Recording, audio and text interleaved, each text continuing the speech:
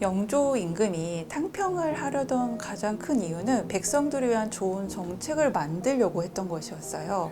백성을 위한 정책을 만들려면 어떤 일을 해야 될까요? 좋은 인재들이 조정에 같이 있어야 되지 않을까요? 맞아요. 그래야지 좋은 정책을 만들 수가 있었던 거죠. 영조 임금은 좋은 정책을 만들기 위해서 좋은 인재들을 곁에 두고 싶었어요. 그래서 인사행정에 이제 관여를 하게 됩니다. 인사행정이라는 것은 관리들의 성적, 근무 성적을 평가를 하고 그다음에 관리들을 어디다 배치하면 좋을지 하는 인사 발령을 하는 것이에요. 근데 당연히 그것도 임금이 하는 거 아닐까라고 이제 생각하실 수도 있는데 숙종 임금 때까지만 해도 이렇게 인사행정을 할 때는 주로 이조와 병조의 관원들이 중심이 되었다고 합니다. 그래서 이 작품 설명을 드리면 이 작품은 굉장히 지금 소나무가 가득 있는 곳인데요. 창덕궁의 어수당이라는 곳이에요. 네, 어수당이란 곳은 지금 규장각보다 더 뒤쪽에 있는 굉장히 깊숙한 공간인데요. 그 어수당에 모여서 인사행정을 한 것을 기념을 삼아서 이조 관원과 병조 관원들이 같이 모여서 이렇게 모임을 한 모습을 그린 그림입니다. 근데 이 그림을 보시면 여기 임금님의 자리가 어디 있는지 한번 찾아보실 수 있으실까요?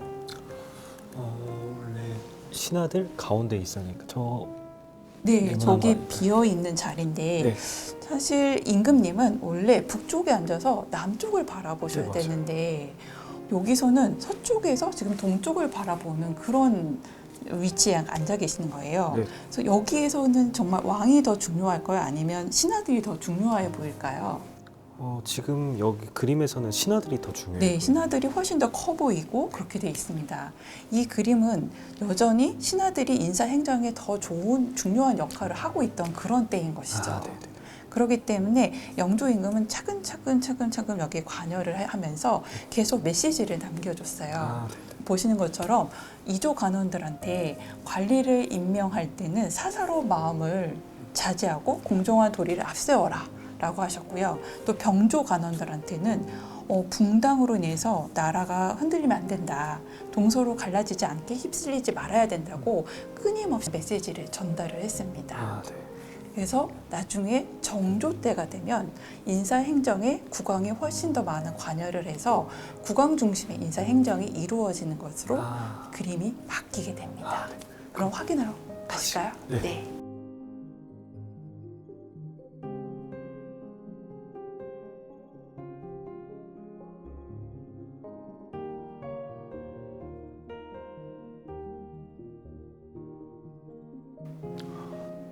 이건 병풍 같은데 맞나요? 네, 병풍입니다. 모두 8폭으로 되어 있고 이 작품의 제목은 을사친정개병입니다. 을사년에 친정, 왕이 직접 인사행정에 관여했다, 참여했다. 그 개병이라고 모임을 표현한 병풍이다라는 뜻입니다. 네. 아까와 다르게 북쪽에 이제 왕의 자리가 있는데 왕이 안 계신 것 같아요. 잘 보셨습니다. 이런 궁중 행사도에는 감히 왕을 같이 그리지 않아요. 왕은 오직 왕의 초상화에서만 그 얼굴을 볼 수가 있습니다. 그럼 왕의 자리를 어떻게 표현을 했을까요? 이게 병풍 같은 건가요? 네, 맞습니다. 1월 오봉도라고 해서 해와 달, 그다음에 5개의 봉우리가 그려져 있는 병풍입니다. 그 병풍을 딱 쳐놓고 그 앞에 붉은색 의자를 놓아서 여기는 왕의 자리야 라고 딱 설명을 해주는 것이죠. 네. 그래서 이 작품을 보고 있으면 아까 보셨던 작품과 좀 뭔가 다르다라는 생각이 드실 거예요. 네, 그렇죠. 일단 신하들이 많고요. 좀 질서정연하게 있는 것 같아요. 맞아요. 이 작품과 다르게 왕이 이 중심에 있는 거예요. 네. 이 전각 안에 딱 중심에 서서 신하들이 모두 왕을 향해서 엎드려져 있고요. 마당에는 이분을 호위하는 군사들이 줄을 지어 쫙 서 있습니다. 그래서 이 왕이 갖고 있는 어떤 권위를 더 상징하는 것이고 인사행정에 이제 정말 더 관여를 했다는 게 보이고요. 또 여기서 주목해야 될 게 바로 이 붉은색 탁자와 그 주변에 있는 사람들인데요.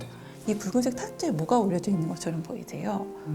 잘 모르겠어요. 어떤 책들이 이렇게 쌓여져 있는 건데 네. 여기가 바로 인사행정의 추천안들이 있는 거예요. 요구를 어디다 발령시키고 뭘 하겠다는 것들이 딱 쌓여 있는 것이고 이 붉은색 탁자 주변에 있는 사람들이 바로 규장각 신하들이에요. 아, 네네.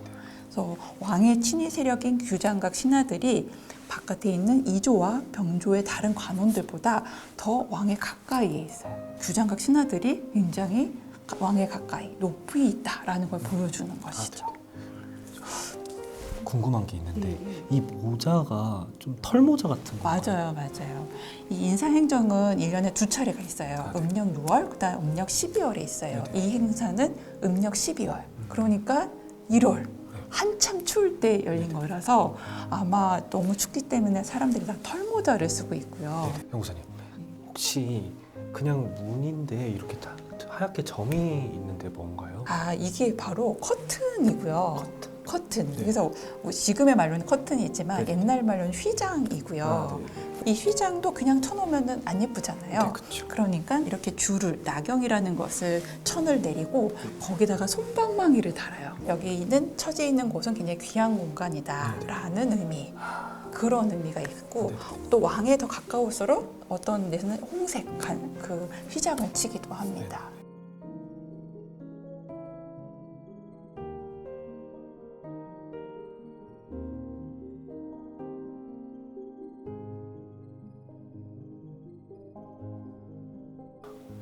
두 개의 그림이 있네요. 네, 이 두 작품은 다 초상화입니다. 혹시 박물수라고 들어보셨나요? 그 어사 박문수. 예, 맞습니다. 어사박문수인데요. 어사박문수이자 정말 중요한 경제 관료였어요.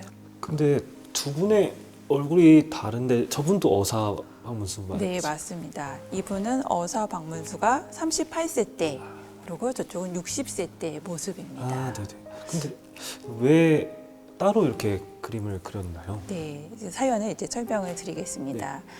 큰 작품, 전신을 그린 이 초상화는 1728년 영조 임금이 즉위한 지 4년이 됐을 때 굉장히 큰 반란이 일어납니다. 영모인, 무신난 또는 이인자의 난인데요. 그 이인자의 난을 진압하는데 박문수가 공을 세웁니다. 그래서 조선시대는 예로부터 공을 이렇게 공신이 되면은 이렇게 초상화를 그려줍니다. 그래서 나라에서 가장 뛰어난 초상화가가 직접 보면서 그림을 그리게 해서 이 초상화를 보통 집안에서 대대손손 과보로 잘 보존을 합니다. 아, 네네. 바로 그 작품인데요. 아, 네네. 그때의 공신들은 영조 입장에서는 얼마나 고맙겠습니까? 그래서 그 대대손손 잊지 않고 싶은 마음에 22년이 지났을 때 그 공신들의 초상화를 다시 그리라고 명령을 내렸습니다. 물론 이 박문수가 건의를 했던 것이죠.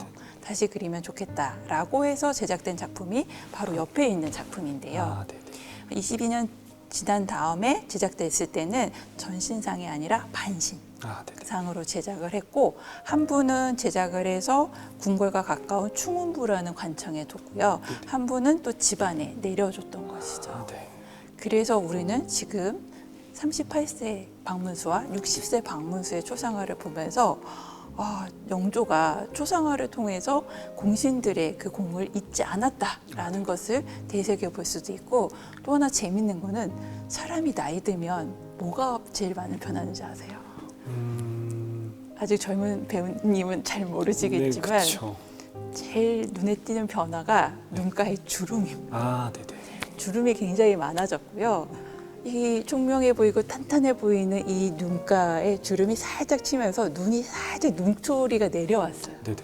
그래서 그런 변화가 바로 이 초상화를 통해서도 나타나기 때문에 굉장히 재미있는 관전 포인트입니다. 아, 네.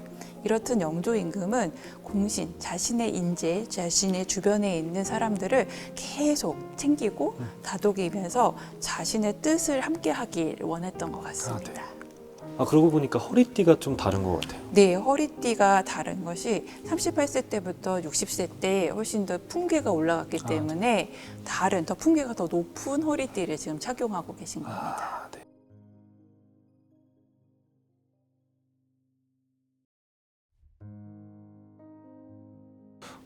여기 혹시 창덕궁 후원 아닌가요? 네, 맞습니다. 그래서 가장 경치 아름다운 창덕궁 후원에 규장각 건물을 세웠습니다. 규장각은 왕의 그 글씨들을 모아놓는 공간인데요. 정조 임금은 즉위를 하자마자 1776년 3월에 즉위를 하는데 바로 규장각을 세우라고 지시를 합니다. 그리고 나서 4월 달에 어떻게 되고 있냐라고 확인을 할 정도로 규장각을 정말 세워야겠다는 의지가 강했는데요. 이곳에는 이제 왕의 어필들을 보관하는 공간이었고 실제로 왕의 그 일을 도와주는 친위 세력이었던 규장각 신하들은 이 다른 곳에 이제 근무를 하고 있었어요. 근데 여기 가보셨죠? 네네, 가봤어요. 굉장히 되게 멀리 떨어져 있는데 신하들이 근무하는 이문원이란 공간은 더 깊숙한 곳에 있었어요. 그러니까 너무 힘든 거예요, 근무하기가. 되게 그래서 힘들었구나. 네, 그래서 다른 곳으로 이제 이전을 했던 것입니다. 규장각이 정조에게 굉장히 중요했던 이유는 학문을 하는 공간이기도 하면서 정조가 내세웠던 군사 개념을 실천하는 공간이기도 했습니다. 군사는 신하들의 스승이다라는 거예요, 왕이. 그렇기 때문에 직접 가르치는 역할을 했는데요. 정조는 젊은 신하들을 선발을 해서 총계문신 제도라는 제도를 운영을 했어요.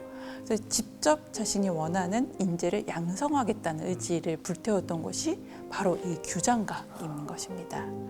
그래서 이 그림은 사실 실제보다 규장각 건물을 더 크게 그렸어요. 보이시죠? 그래서 규장각의 위상을 더 높이려는 그런 의지가 드러나 있는 그림이기도 합니다. 진짜 신하들은 힘들었겠네요. 우리가 아는 것처럼 정조 임금은 문만 그 학문만 중시한 게 아니라 무예도 되게 중시를 했어요. 활쏘기 하셨던 거 막 기억나시죠? 그래서 규장각에 있는 신하들한테도 활쏘기 시험을 보게 했대요. 그래서 정약용이라는 또 정조가 아꼈던 그 신하들은 안타깝게도 활쏘기를 잘 못했대요. 나머지 공부를 하듯이 활쏘기를 또 연습을 해서 어느 정도 일정 수준에 이르렀다고 합니다. 그러면은 그림은 봤는데 저 글은 또 어떤? 네, 저기 있는 것은 현판이고요. 저 현판은 건물의 기둥에 세워놨던 것이에요. 가운데 수교라고 적혀 있는 거 보이시죠? 임금의 명을 받들었다라는 뜻인데 이 글씨가 써 있는 게 비록 상사 그 상급 기관에 이서 하급 관리들이라도 무득 출입하지 마라는 뜻이에요. 이거는 어떤 거냐면 규장각이 너무 외진돼 있고 또 규장각 신하들이 근무하던 이문원이라는 사무실은 더 외진돼 있다 보니 그것을 이제 옮기게 하고 옮기면서 정조 임금이 다 현판들을 새로 내려줘요. 그리고 근무 지침도 내려주면서 이걸 딱 명령을 하는 거예요. 그래서 규장각에 아무나 함부로 들어오면 안 돼. 그러면서 규장각 관원들의 권리, 위상을 세워주는 그런 이제 현판인 것이죠. 정말 정조 임금이 규장각을 얼마나 중요시했는 게 딱 느껴지는 것 네, 같아요. 그래서 바로 정조 임금의 말이 이렇게 새겨져 있는 그 현판입니다. 하얀색 배경에 원래 글씨가 있었더라면 이거는 좀 분홍색 배경에 글이 있어서 좀 다른 것 같아요. 뭐 그림도 있고. 네, 되게 눈에 확 들어오는 고운 분홍색이죠. 네네. 그리고 금으로 이렇게 꽃그림도 그리고 네. 그다음에 박쥐도 그리고 네. 되게 상스러운 문양도 그려놨습니다. 글씨도 되게 이쁘게 쓰신 것 네, 같아요. 되게 멋지게 쓴 건데 네. 이거는 바로 정조 임금이 40살 때 네. 아주 완숙되고 능숙한 빗질을 쓱쓱쓱쓱 써내려간 그런 글씨입니다. 그래서 멋지신 거군요. 네. 이건 누구한테 왜 줬는지 궁금하시죠? 네, 이 글의 내용을 좀 알 수 있을까요? 네. 사실 굉장히 의미가 있을 것 같은 게요. 네. 굉장히 규모가 커요. 일단 1.5m 네. 되는 그 굉장히 큰 규모의 고급 비단에다가 그렸다면 이것을 받는 사람이 있었다면 네. 그 받는 사람은 어떤 사람이었을까요? 좀 정조에게 중요한 사람, 네. 정말 정조에게 중요한 인물인 정민씨에게 보내는 시여요. 네. 정말 선물인데요. 정말 마음에서 우러나오는 아주 고가의 선물로 생각하시면 됩니다. 정민씨란 인물은 정조가 어릴 때부터 같이 해왔던 인물이에요. 그래서 굉장히 돈독한 관계인데 이분이 이때 전라도 관찰사, 네. 지금은 전라도 도지사라고 네. 생각하면 되는데 그로 발령이 나게 됐어요. 그래서 그게 너무 헤어지는 게 아쉬워서 시를 써줬어요. 네. 근데 정조 임금은 참 이렇게 자신들과 가까운 신하들한테 굉장히 잘해줬어요. 아, 네. 그래서 멀리 어디 가게 되거나 사행을 가거나 아니면 이게 지방을 가게 되면 직접 시를 써주는데 그 시 내용이 그냥 상투적이지가 않고 그 사람의 특징들이 다 살아 있어요. 아, 그러면서 너는 나에게 어떤 사람이었고 앞으로 그 지방간으로 갔을 때 잘해라라는 격려를 해주는 시가 내용입니다. 여기서 딱 주목해야 될 글자가 있습니다. 배우님도 딱 보고 이거 저는 알아라고 하실 텐데요. 저 여기 오른쪽에서 네 번째에서 거기서 네 번째 글자가 가까울 근자. 맞아요. 가까울 근자고 네. 그 아래 글자 보이세요? 그 신하신? 맞아요. 네네. 신하. 그러니까 이분이 정민 씨는 나의 근신이야라는 가까운 신하야라고 네네. 딱 해주는 거예요. 네네. 그래서 이렇게 예로부터 지방간을 발령내는 신하는 나에겐 근신이야라고. 그래서 너는 나와 이렇게 가까운 사이라는 것을 더 한 번 확인시켜 주는 것이죠. 아, 진짜 신하 입장에서는 되게 영광이었을 영광일 것 같아요. 사실 그러고 정조 임금님한테도 이게 정말 필요했을 것 같은 게 언제든 나의 지지 세력이 나에게 늘 충성하시는 건 아니잖아요. 네, 그쵸. 그렇기 때문에 계속 관계를 돈독하게 맺어줄 필요가 있었던 것 같아요. 네. 그래서 계속 믿음을 주고 네. 또 그 관계를 맺으면서 내가 필요한 일을 해줄 수 있는 그리고 내 뜻을 잘 따라주는 그런 인재로 성장하기를 바라는 마음이 담겨 있는 그런 작품입니다. 그래서 정민 씨는 이후에도 계속 정조 임금의 뜻을 잘 받들어서 정조 임금이 중요시했던 장용영이라는 친위 부대가 있어요. 그 장용영의 부대가 세력이 확장할 수 있는데 굉장히 큰 중요한 역할을 해줬어요. 그래서 정민 씨가 나중에 사망에 이르게 됐을 때 세상을 떠날 때 굉장히 안타까워했던 그런 인물이었기도 합니다.